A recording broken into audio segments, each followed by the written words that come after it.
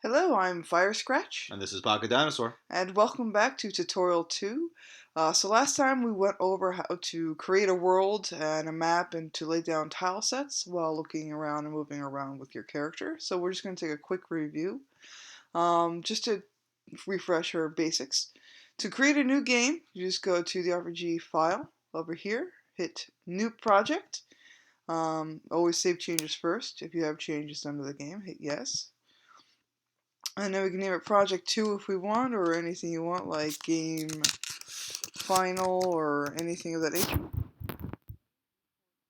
Game title, which is very important. It's just how the code works so they can find each other and be compatible. Nothing we'll get into now. We'll just hit OK. And it starts loading. It doesn't take too long to load. It takes maybe a minute at the most. Now, while we'll be doing this, we're going to redo how we check out the world, how the tile sets is when it loads up. So we're back into the world, new game, game final. As you can see, it adopted the same background as we had with the other game, the overworld set. So now we're going to do a little test run here and show you how to move around in the game. Alright, so we go to this button over here. This one that says how to play the game. And we can walk around with our character and test out the area. Right now there's nothing to test out, but we'll show you how to move around real quick. Hit that, and it will load up with their own little logo and own little mini game screen. And it comes up with your title here, as you can see. A change from Project 1 to Game Final with new projects you put on. It'll also have a basic background and basic music. That can be changed later. We'll get to that in a little while. We hit Enter, or Return. And now we're live, so we use the arrow keys to move our party around, up, down, left, right. And the bound of the screen and the length of the world is already set for what we want to do. And of course you can drag this window to make it longer, shorter, bigger. Of course, right now all it's going to show is the black emptiness. You can also click to move around quickly. And if we had anything to actually select on, you could hit the Enter button to actually click on things. Right now there's not anything too important. If you hit Escape, it will open up the RPG elements. Your characters and your heroes and all that stuff. Not super important right now. For right now, we're just going to go to Game End, which will take us back to the title screen. Or just hit the red circle button.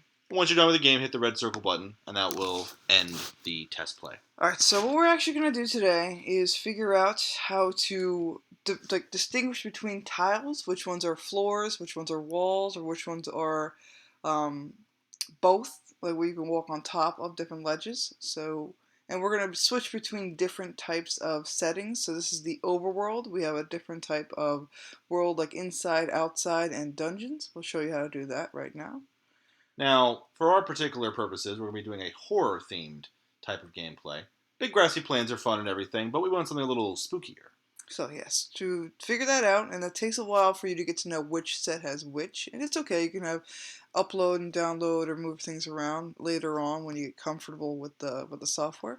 For right now, we're just going to go back to the map 1, which is our little game file within the little final game ourselves. Double click if you have a Mac. Or right click if you're using a mouse. Thank you. And we hit Edit, not New, we hit Edit. And it takes us back to what we want to do, like changing width and height, and tile set. Drop down menu is very easy for the basic ones it comes with. And now these are all the options you have for the map. Yes. The actual map that you currently have selected. Right now we're just changing the tile set from the overworld to a dungeon setting. And all you do is hit OK.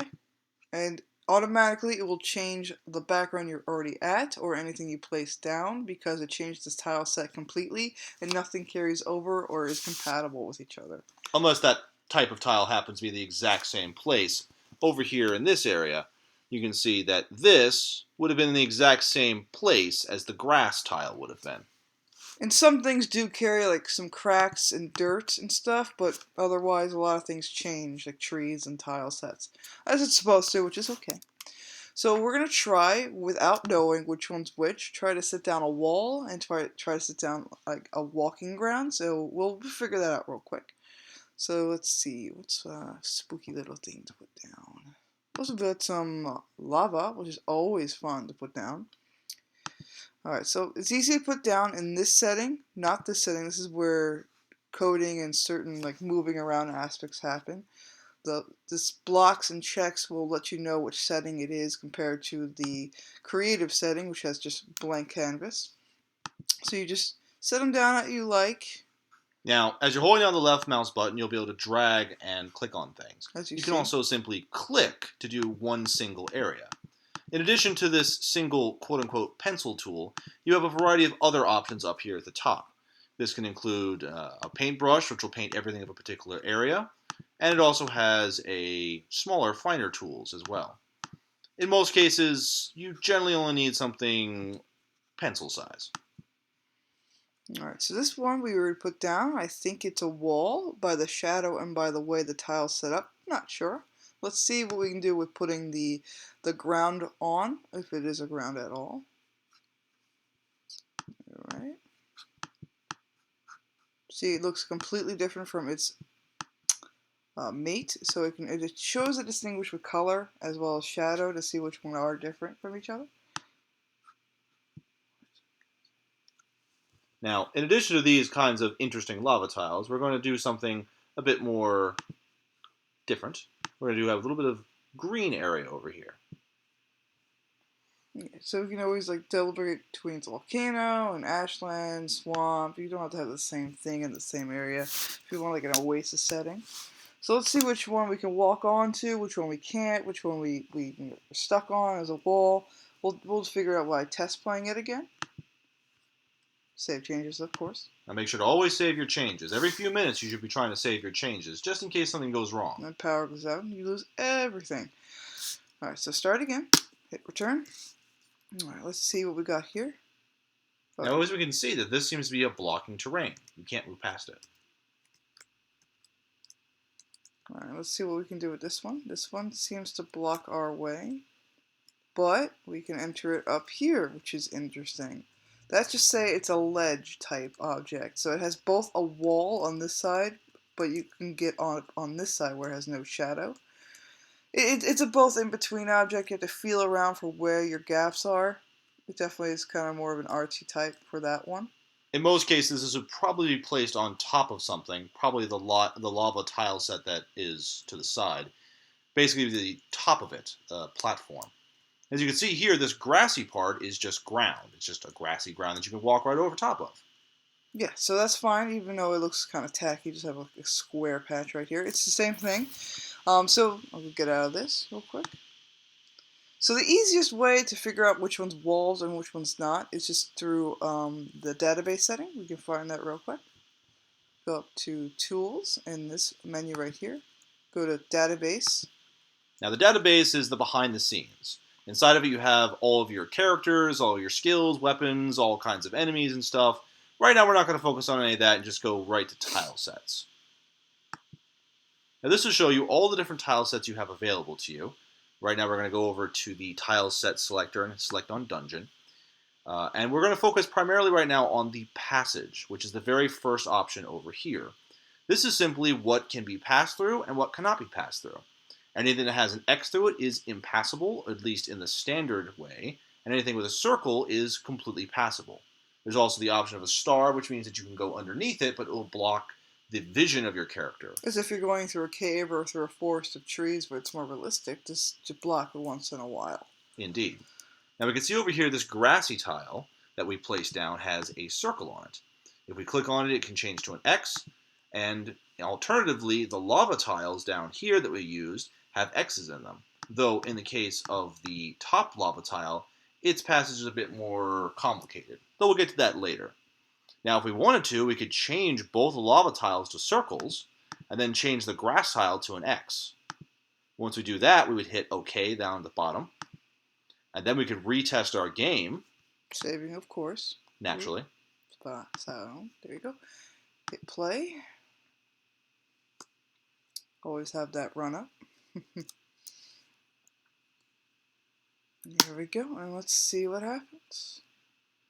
Ooh, I'm walking through walls.